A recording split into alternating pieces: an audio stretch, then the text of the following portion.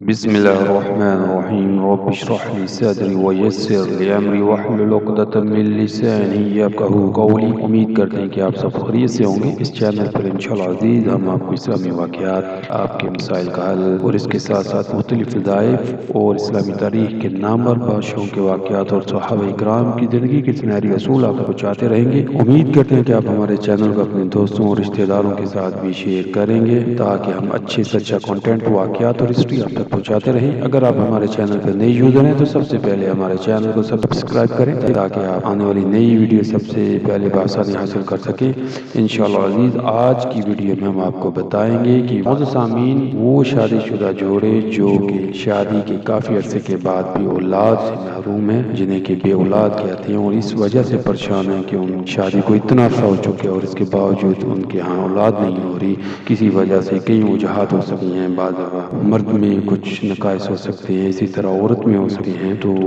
بالکل پریشان ہونے کی ضرورت نہیں ہے۔ انشاءاللہ عزیز قرآن میں ایسی آیات موجود ہیں جن کے ذریعے کہ انسان اگر ان کو مسلسل اور ایک طریقے اور رب سے ان آیات کو پڑھے تو اللہ تعالیٰ ضرور اپنے فضل سے اس کے حق میں نیک اور صالح اولاد جو ہیں وہ عطا کرتے ہیں، لیکن اس کے لیے انسان کو ایک مکمل ہم آہنگی اور اللہ کو کثرت سے یاد کرنے سے یہ تمام چیزیں حاصل ہوتی ہیں، اور اس کے لیے انسان کو تقوی اور محنت کی طلب ہے، کیونکہ یہ دنیا کو حاصل کرنے کے لیے بھی انسان مختلف تقوی کرتا ہے، کافی محنت کرتا ہے تاکہ وہ اس مقام پر پہنچ جائے جس کی کامیابی کے حصول کے لیے وہ دن رات ایک کر دیتا ہے۔ یہ تو ایک دنیا کی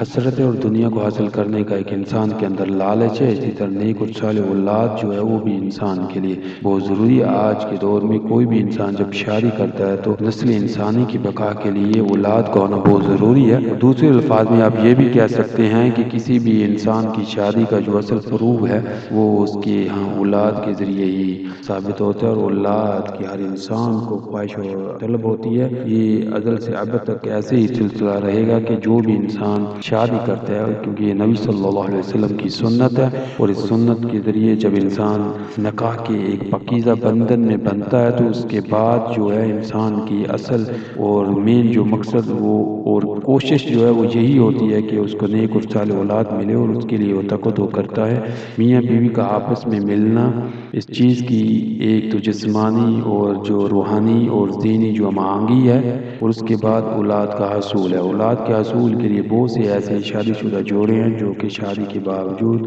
ان کی ہم اولاد نہیں ہوتی، اور اس وجہ سے بہت پریشان ہوتے ہیں، اور آئے دن ان کے گھروں میں لڑائی جھگڑے ہوتے ہیں، بیوی کی طرف سے، بیوی کے والدین کی طرف سے، اسی طرح لڑکے کے جو والدین ہیں وہ بہت جلدی میں ہوتے ہیں کہ ان کے ہاں شادی کے بعد جو ان کے گھر جو بہو آئی ہے ان کے ہاں بیٹا ہو۔ تو اس کے لیے بہت ضروری ہے، کیونکہ انسان یہ کوشش کرتا ہے، دونوں طرف سے لگاتار یہی کوشش ہوتی ہے کہ کسی نہ کسی طرح وہ صاحب اولاد ہو جائے۔ صاحب اولاد کے لیے قرآن میں متعدد آیات ہیں جو کہ مختلف صورتوں میں آئی ہیں،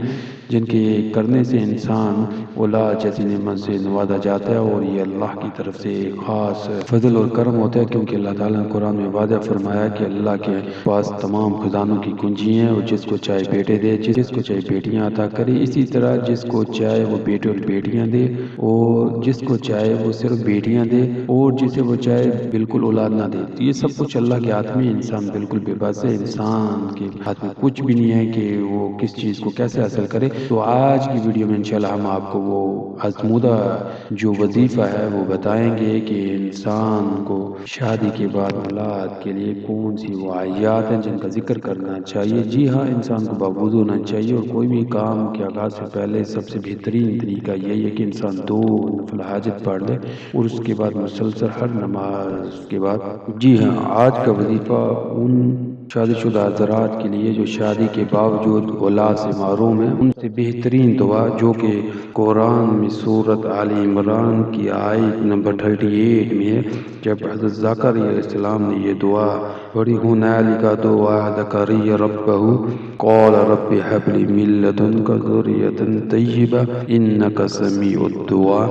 آیت نمبر 38 سورۃ آل عمران، جس کا ترجمہ کچھ یوں ہے: اسی جگہ زکریا علیہ السلام نے اپنے رب سے دعا کی کہ اے میرے پروردگار، مجھے اپنے پاس سے پاکیزہ اولاد عطا فرما، بے شک تو دعا کا سننے والا ہے۔ جو حضرت زکریا نے وہ کون سی دعا پڑھی؟ جی ہاں، ان تمام حضرات کے لیے جو شادی کے بعد پریشان ہیں اور جن کی اولاد نہیں ہوتی، ان کے لیے بہترین سورۃ آل عمران کی آیت نمبر 38: رب هب لي من لدنك ذرية طیبہ انک سمیع الدعاء۔ اے میرے پروردگار، مجھے اپنے پاس سے پاکیزہ اولاد عطا فرما، بے شک تو دعا کا سننے والا ہے۔ جی ہاں، یہ وہ دعا ہے جو انسان مسلسل کرے، روزانہ کرے تو اللہ تعالیٰ اس کو قبول کرتے ہوئے اپنے یہاں سے نیک اور پاکیزہ اولاد عطا فرماتے ہیں۔ یہ اللہ کو پتہ ہے کہ کس انسان کے لیے کیا چیز بہتر ہے۔ اگر اس دعا کے باوجود بھی انسان کو اولاد جیسی نعمت عطا نہیں ہوتی تو یہ آپ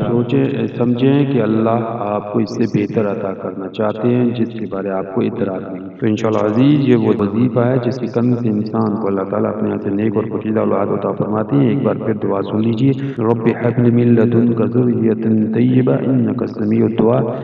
آخر میں یہ دعا انشاءاللہ آپ کو سکرین کے اوپر بھی یہ دعا لکھی ہوئی نظر آئے گی۔ سورۃ آل عمران کی آیت نمبر 38 ہے۔ اللہ تعالیٰ مجھے اور آپ کو نیک اور صالح اولاد سے نوازے اور ہمیں صحیح معنوں میں دین سمجھنے کی توفیق عطا فرمائے اور ایسے لوگوں سے بچنے کی توفیق دے جو کہ انسان کو سوائے دین کے علاوہ گمراہ کرنے کے کچھ نہیں کرتے۔ ہمیں ایسے لوگوں کے پاس جانے سے محفوظ فرمائے جو ہمیں دین سے دور کرتے ہیں۔ دین میں کوئی بھی چیز ایجاد کرنا بدعت ہے اور بدعت گمراہی ہے اور گمراہی انسان کو جہنم میں لے جانے والی ہے۔ اس لیے قرآن کی آیات پہ غور کیجیے اور قرآن میں ہر چیز کی، ہر بیماری کی شفا موجود ہے اور حصول اولاد کے لیے بھی اس میں متعدد دعائیں ہیں، جو کہ آج آپ کو جو دعا بتائی گئی ہے یہ سورۃ آل عمران کی آیت نمبر 38 میں ہے: رب هب لي من لدنك ذرية طیبہ انک سمیع الدعاء۔ اللہ تعالیٰ مجھے اور آپ کو صحیح معنوں میں دین سمجھنے اور اس پر عمل کرنے کی توفیق عطا فرمائے۔ جزاکم اللہ خیر۔ آج آپ کو جو دعا بتائی گئی ہے یہ سورۃ آل عمران کی آیت نمبر 38 میں ہے: